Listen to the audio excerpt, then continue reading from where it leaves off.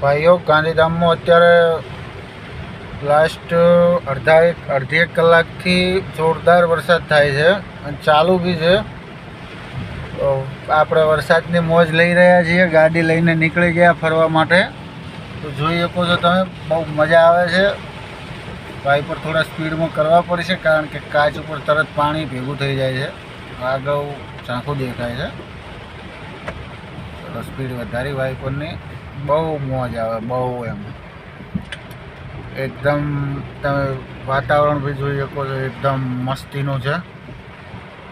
ધૂંધલું એકદમ શાંત. વાયરો નથી એટલે એકદમ શાંત વરસાદ છે. બહુ મજા જ આવે છે. તો જે ભાઈઓને મોજ કરવી હોય એ આવી જાઓ ગાંધીધામ. ચલો ભાઈઓ, બાય બાય.